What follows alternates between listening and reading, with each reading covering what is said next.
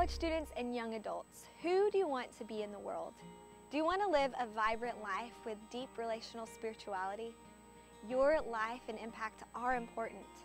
Think of that person farther along in years who openly embraces life and walks in an honest relationship with God. You and I can be that person. We want to help you navigate to live a deep spirituality in a culture that's increasingly hostile towards faith in Jesus. So on Sunday nights at Fellowship, we are starting Whole Life Equip. And we're going to dive into many topics together, like the art of asking good questions, conversing with opposing viewpoints, escaping legalism and racial reconciliation, and so many more.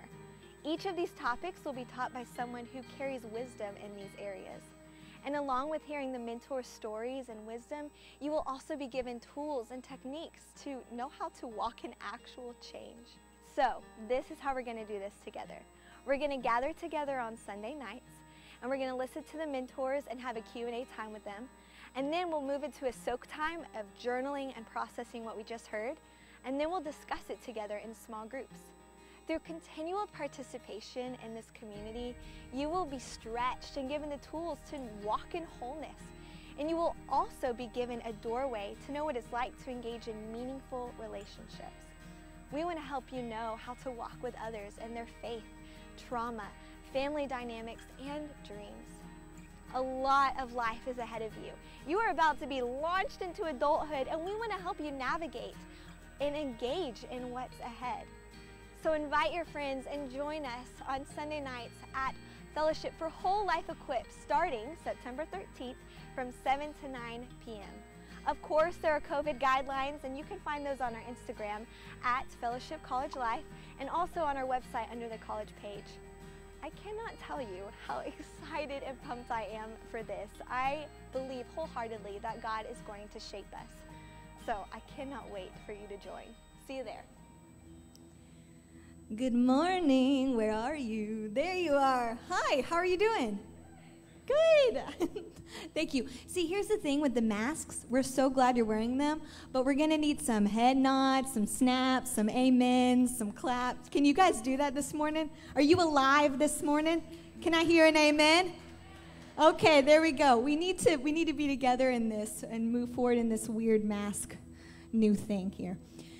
We are so glad you are with us, and I'm really, really looking forward to the Whole Life Equip that the video was just on, and it's for college and grad students. And if you're not in college or grad school, but you're at that same age, we would love for you to join us. I have been talking to students all summer, actually, to come up with a topic list that is relevant and needed. So it's been really cool to hear the students give their input and their advice for what they want to actually learn and what they want to dive into, things they don't learn at Harding or at devotionals. So guys, you're really not going to want to miss.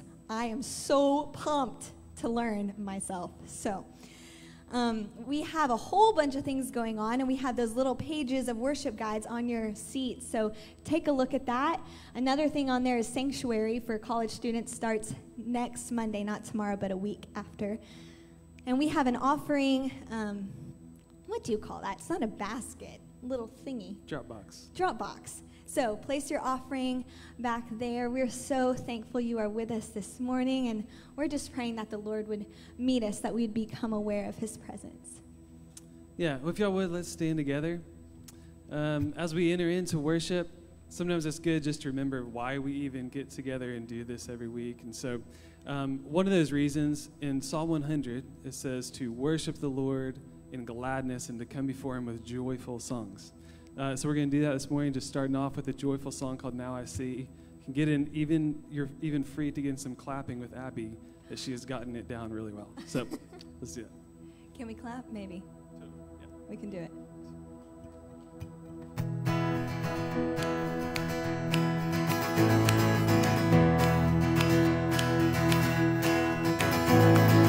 Born to the darkness I was, rejected and cut off from home.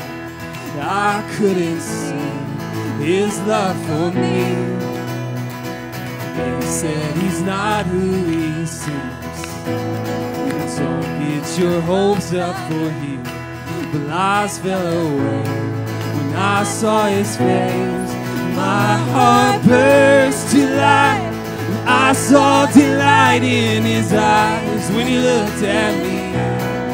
My whole world's on fire, alive in the presence that burns inside of me. Now I know whose I am. Forever I'll stand on your truth. I believe, 'cause I was blind, but now I see. Tonight turn to daylight for me. Joy is the song that I sing, and all of my days are filled with your praise. And all of my days are filled with your praise. My heart burst to life. I saw delight in his eyes when he looked at me. My whole world's on fire, alive in the presence that burns inside of me. Now I know whose I am. Forever I'll stand on your truth. And I believe, 'cause I was blind, but now I see. So no one could ever take my song away. My eyes were opened and I saw his face. No one could ever take away my faith. My life was changed the day that Jesus came. Yes, it was. Amen. No one could ever take my song away. My eyes were opened and I saw his face. No one could ever take away my faith. My life was changed the day that Jesus came. Hey, my heart burst to life, and I saw delight in his eyes when he looked at me. My whole world's on fire, alive in the presence that burns inside of me. Now I know whose I am. Forever I'll stand on your truth. I believe, 'cause I was blind, but now I see.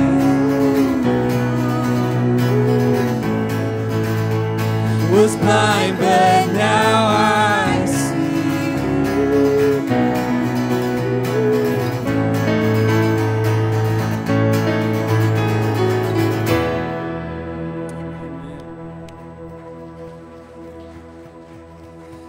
My heart burst to life. I saw delight in his eyes when he looked at me. My whole world's on fire, alive in the presence that burns inside of me. Now I know whose I am. Forever I'll stand on your truth. I believe, 'cause I was blind, but now I see.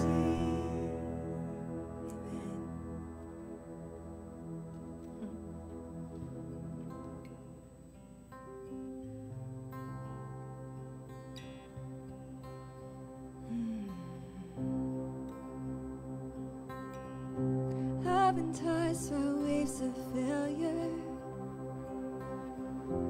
almost drowned by shame's deceit. But underneath the wild waters, you are a deep and solid peace. We're gonna sing that again. Let it soak in. I've been tossed by waves of failure, almost drowned by shame's deceit. But underneath the wild waters, you are a deep and solid peace. And I know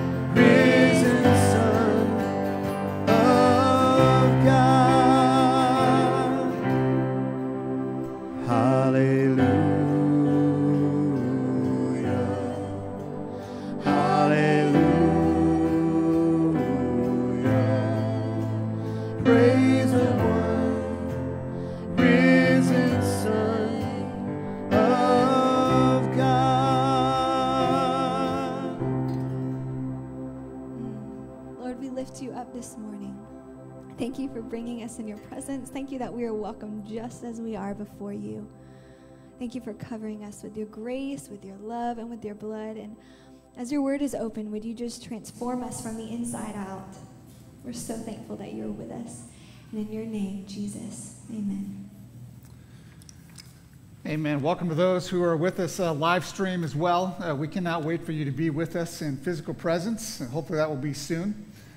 You know, when I look at my own life, there's two words that I could use to describe my life for probably my formative years up through my sophomore year in college. It would be the words, what's next?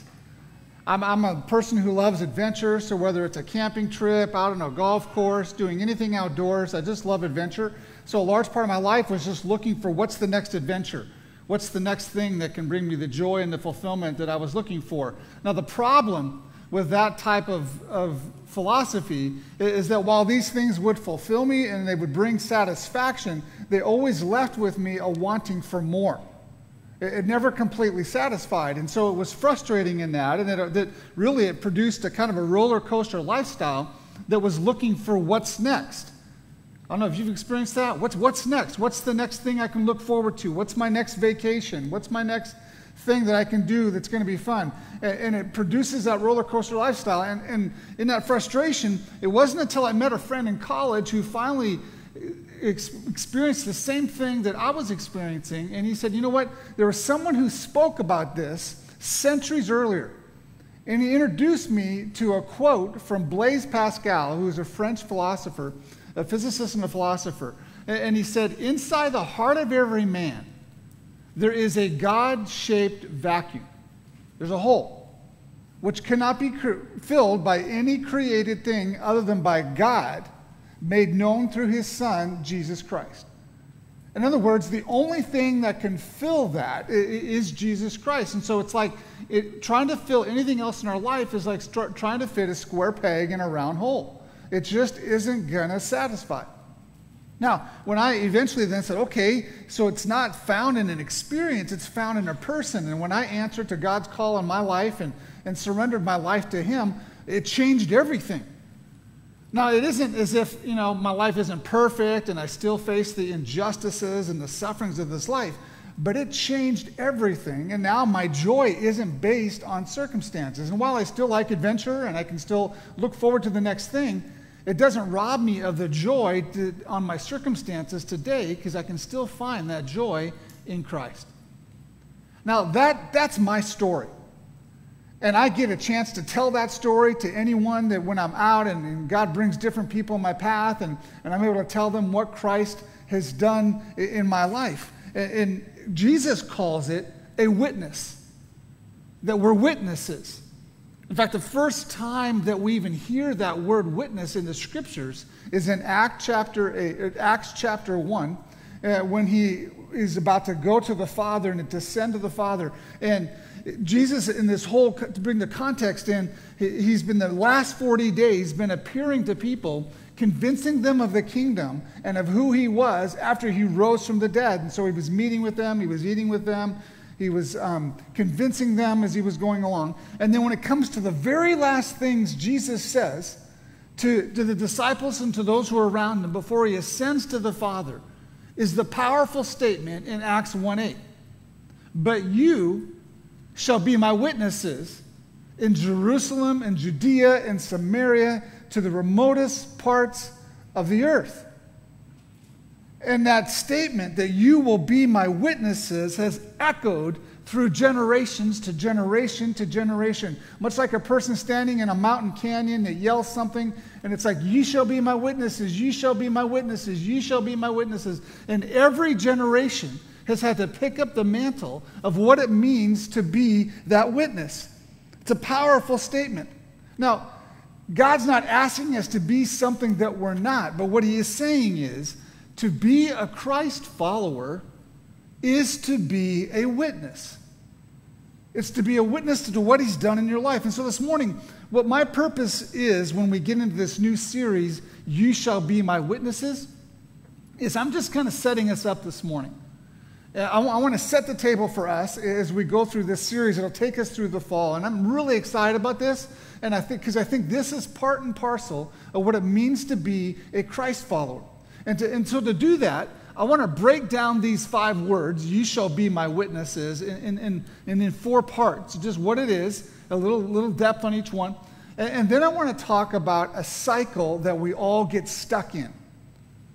I've experienced it. I know you've experienced it. All of us have experienced this cycle that we can get in, that I want us to get in the off-ramp on and make sure that we don't get stuck in it. So let's just first start with kind of breaking down this sentence, "You will be my witnesses." And let's just start with the you.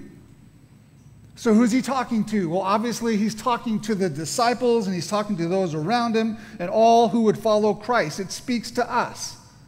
You will be my witnesses. You will be my witnesses. You will be my witnesses. Every one of us individually are going to be a witness. And so when we surrender our lives to God's call on our life, the first thing we'll hear is welcome. Welcome into the family. And the second thing we'll hear is now go and be my witnesses. This is such an important thing for us that it's part of our mission statement, the first and third part. Reaching out through grace and making disciples then who will go and reach the nations. It's part and parcel of everything that we do. And so this isn't saying that we become someone we're not. God has wired you individually in such a way that he wants you to give witness of what he's done in your life to others in a way that only you can. In the way he's wired you. And so it will look different in everybody. But the principle really is here the same. And in the method, really, 2 things that are going to be true of it, no matter who is doing it. And first is it has to be intentional. You won't default into this. There has to be an intentionality to this. There has to be a mindset. As a Christ follower, I need to be concerned about the spiritual welfare of others. And so therefore, I want to know where they are and how I can help them. And then secondly, it needs to be done in gentleness and reverence. It's never a shoving something down somebody's throat. It's never trying to, make something they believe that they don't want to believe. No, it's just giving testimony to who you are. So it's you, though. It's intentionality. It's done in gentleness and reverence. And this is why I think the 2 disciplines in our Christian life that are really hard for us are prayer and witness. And I think it's because they both require dependence and they both require faith to be able to enact them. We're not going to default into them. So not only is it you, but then the second part of that sentence is will be. In other words, it's not an option. Even in the Greek, which has its different tenses, it's in the indicative mood, which means that it is something that is not possible, but it's actual. This will happen. It's a lot like we've described around here that we all worship. All of us worship. Every day we worship. Regardless of whether it's worshiping God or not, we all worship. Some of us worship ourselves. Some of us worship our work. Some of us worship our family. Whatever we place importance above God, we worship it. And so in the same way, I think this, you will be a witness. It's a matter of what you're going to be a witness to. As to whether it's a witness to the one who's changed your life or whether it's just a witness to anything else, but you will be a witness. And when I was first exposed to this, I just remember struggling with this because this is not an easy thing, and I didn't really know that this was part of it. But the more I investigated, I really couldn't deny its truth. I mean, like all of us, I got some people pleasing in me, and I like people to like me. And I thought, gosh, if I go out, and what if they don't like me, or what if they reject me? And all these fears and all of these things started coming about when it came to this. So those are the things that I was wrestling with. But when I couldn't deny the truth, I thought, okay, I'm like, God, you got to help me here. And so help me to understand this and to be a witness. And then when I got a little bit of training and stepped out in faith on some things, then I began to see people coming to Christ and their lives changing. And that changed me. And I'm like, wow, God, there is something here that you have for us. In fact, I love the quote by Robert Coleman. He's best known for his book, The Master Plan of Evangelism. But he writes this: evangelism, or in this case witnessing, is not an optional accessory to our life. It's the heartbeat of all we're called to be and do. In other words, this isn't something that where you go, okay, yeah, I'm trying to build this Christian life, and I'll add a little bit of this and a little bit of this, but I don't want this. He says, no, this is part of it. This is who I asked you to do and to be. In fact, Jesus then talks about this many different times. And like John 20:21, when it says, Jesus said, peace be with you, as the Father has sent me, so I am sending you. And it's not just a New Testament thing. I mean, this has been on the heart of the Trinity from the beginning of the Scriptures, from the creation of man. And when God chose Israel to be his people, why? I've chosen you so that you will be a witness to the world. Now, we all know they didn't do that. They rebelled. And their history could have been a whole lot different if they would have been obedient to it. But you know what's interesting? The only way God could get them out of themselves and out amongst others is through captivity and exile. It's the only way he could scatter them. And so for the Scriptures, it's from Genesis to Revelation, it speaks of this fact that we are to be witnesses. And so, we can't say, I want to be a Christian, but, and I want to follow you, God, but I don't want to tell others about you. That would be like my girls going, Dad, I want you to be my dad, but I don't want to tell anybody. Like, that's weird. That just doesn't go together. And so it's the same way. He says, no, you're going to be my witnesses. And I want you to be my witness. And that's where the third part of this then is it's not only you, it's not only will be, but it's my. You'll be my witnesses. And in other words, it's personal. This comes from the heart of God. And the one doing the asking makes all the difference. Don't you find that? I mean, if someone asks you to do something, whether you're going to do it or not, really a lot of part and play on that is who's the person that's asking you. And here Jesus is asking it. I mentioned earlier that I've enjoyed golf. I like getting out of golf. There's something about golf, chasing a little white ball around, that takes my mind off of everything. And maybe it's because I'm trying to find it wherever it went, But it just takes my mind off of anything. And so I really enjoy it. And my brother-in-law was on the PGA Tour for a while. He was an All-American at Ole Miss back in the 80s and a great golfer. And so after he got done with the PGA, he was playing in the Kentucky Open when we lived in Kentucky. And he said, hey, Doug, my caddy, couldn't caddy for me over the tournament for this weekend, so would you do it for me? Now, I was busy and I had a lot of things going on. But because it was him who asked me, if it was just somebody ordinary, I'd been like, I don't have time. No, I'm not going to do it. But when he asked me to caddy for him, I'm like, wow, this is going to be up front, center on someone who plays the game like I wish I could, like I see it on TV. And I'm like, this will be great. So I said, yes, I'll caddy for you. And so we went through the tournament, and he'd won this tournament, the Kentucky Open, numerous times. But this time, he took second place, and he came in second place, and the other guy was a professional, Steve Flesh, who now is a PGA commentator. And so he lost to him, and it was kind of back and forth the whole day. And he would say the reason he took second was because his caddy. And we have a relationship where he jokes with me a lot, and he goes, "You're the worst caddy I've ever had." And so to steal a line from Bill Murray in the iconic Caddyshack, so at least I got that going for me, which is nice. And so he said, you're not the one. You couldn't do it. Now, the whole reason why it was so bad is because I got partial hearing in my right ear. The wind was really blowing that day. And so he would ask me for some clubs, and I couldn't hear him. So he'd say, I want my 7-iron. I'd bring out the 8 and the 7 and the 6 and the 5, and he's just like, this is horrible. I'm not sure why I asked you. But the whole reason I did it was because of the person who asked me to do it. I thought, this will be great. So when Jesus says, look, I want you to be my witnesses, it's personal, coming from him. And so what I want to say is when Jesus asks us to be his witnesses, then what our response should be is, Lord, sure, I'll do it. Whatever you want me to do, I'll do it.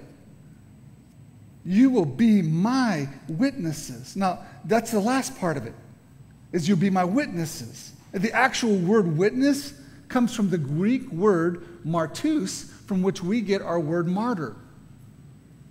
You will be my martyr. You will testify about me. So really, a witness is somebody who testifies as to what they've seen. And we do this all the time.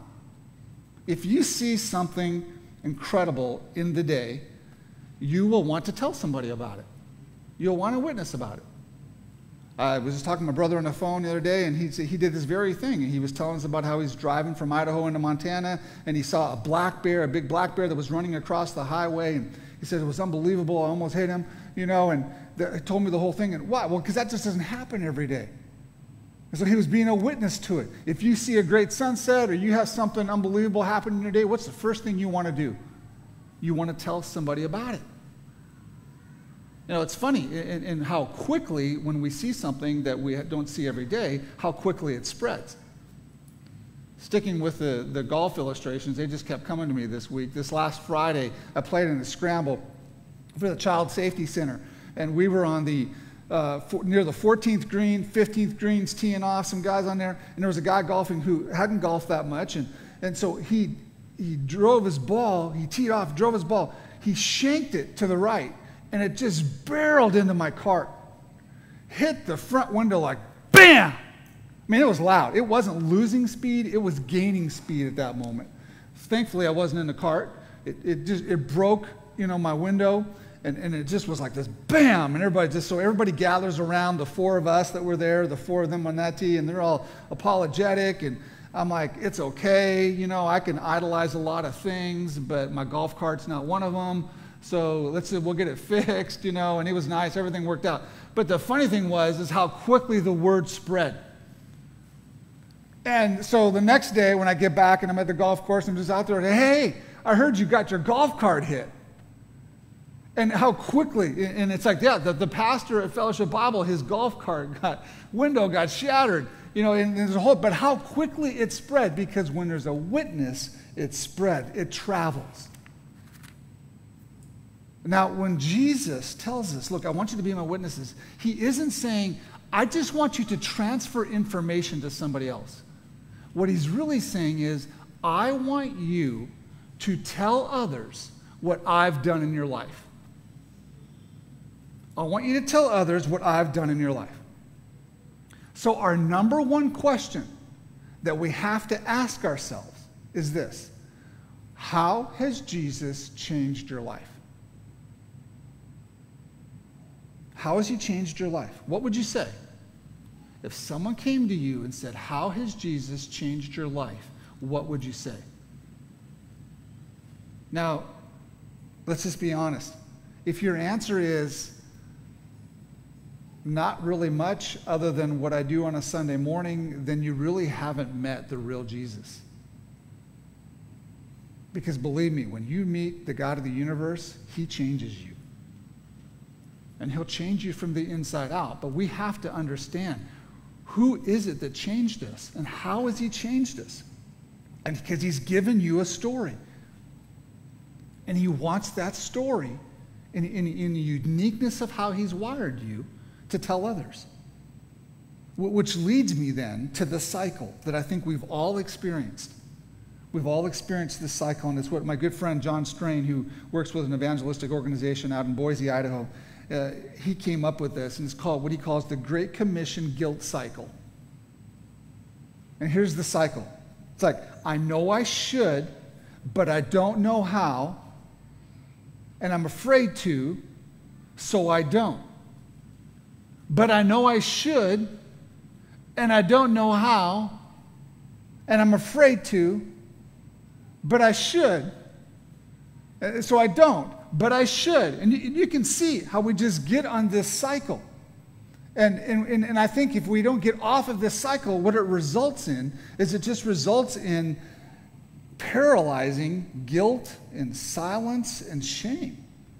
And there's different renditions of this. There can be, I know I should, and I do know how, but I'm afraid to. Or it can be, I didn't even know I should, and I don't know how.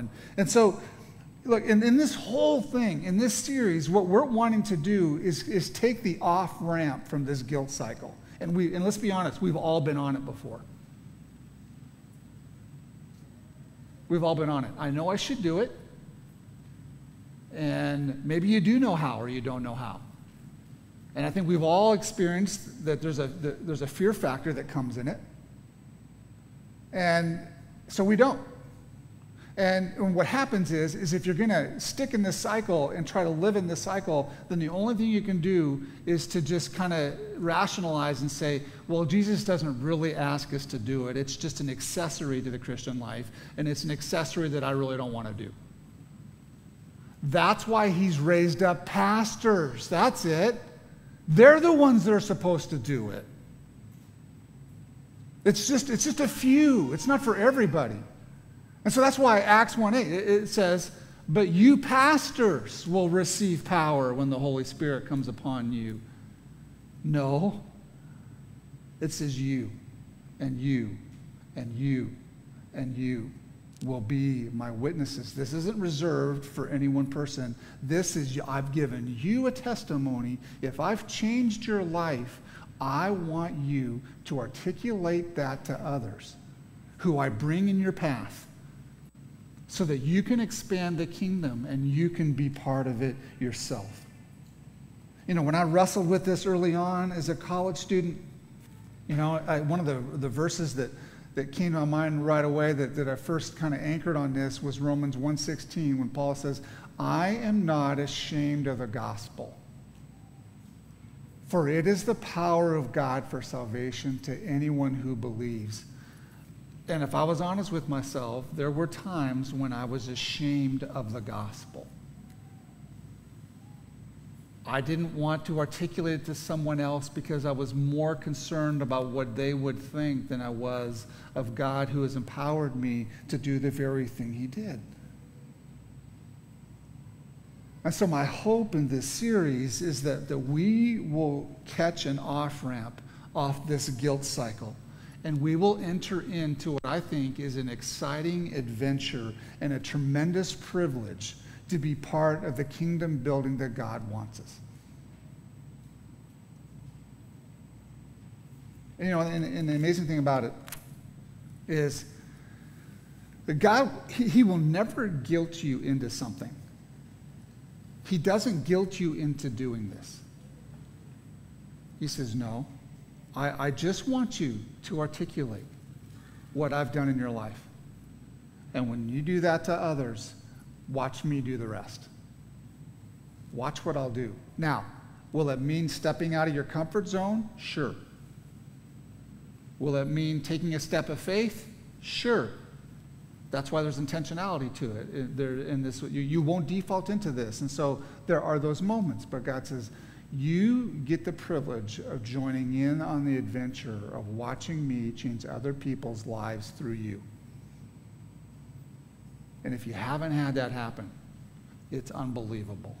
And he's got people around you already that he wants you to be able to be a witness. So you ready to get off this cycle? Let's get the off-ramp off this cycle and learn. And that's what this series will do for us. Let's take it home. Worship team, you can come on up. So the two questions this morning that I want to leave you with that we need to be able to answer. First, how has Jesus changed your life? How has he changed your life? You need to be able to articulate that. In fact, this week, I think it would be good for you to be able to articulate to someone else how Jesus has changed your life. And ask someone else that you know as a believer, tell me, how has Jesus changed your life? So we can help others understand it as well. And the second thing, are you caught up in the Great Commission guilt cycle? Do you find yourself kind of just being strangely silent? And there's really no kingdom advancement through your own life. That's the challenge for us, and we've all been there. So as we go through this series through the fall, hopefully this will just help, so it'll take care of each one of those. That, what we know we should, we'll be equipped to do it. We have the faith to overcome the fear, so we will. And that's the off-ramp. And God will show himself faithful. Let me pray for us. God, thank you so much for the power that you've given us to be able to even be a part of something that is just a privilege to be a part of. Thank you for how you have uniquely changed each of our lives. And if you haven't, then help us to be honest enough to be able to go, Lord, I'm not sure what I've been chasing after, but it hasn't been you, and I want to know you. And as we go through this series, I pray that it would truly help us to be faithful witnesses to the culture around us. We see what's going on in our culture, and there is a yearning for hope, a yearning for answers, and it is all found in you. And we need to be able to have the faith and the courage and the tenacity to be able to tell what you've done in our life. Help us in that. Help us to get off this ramp and trust you in this process. In Jesus' name, amen. Let's stand, sing our last song together.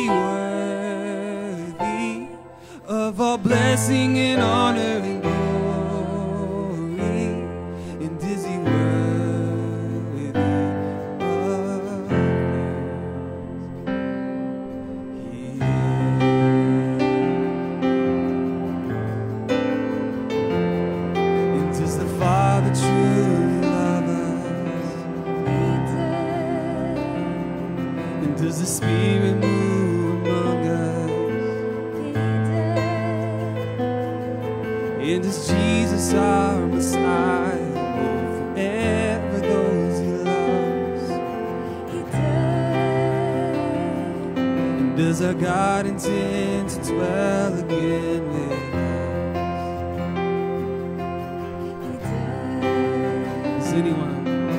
Is anyone worthy?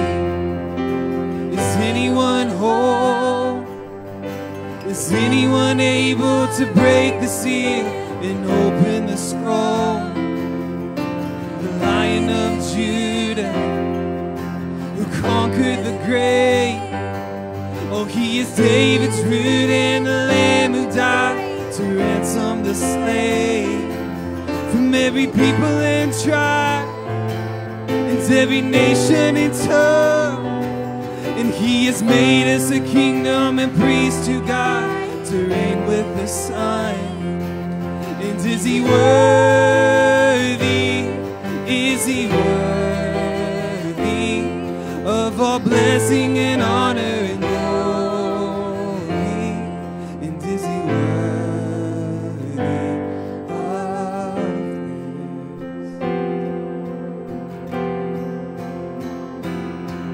He is. And is he worthy? Is he worthy? He is. He is. And is he worthy? He is worthy. He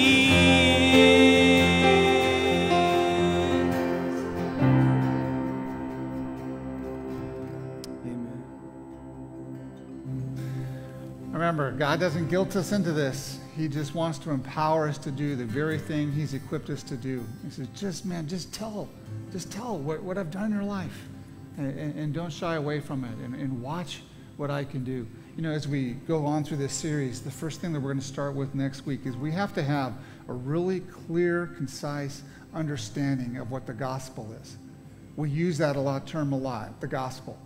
This is part of the gospel. But what is the purity and just clear understanding of what that is? That's where we'll start next week as we continue to build our lives into being a faithful witness. Fellowship, you know what to do. Go love first. 1 John 4:19 says we love because he loved us.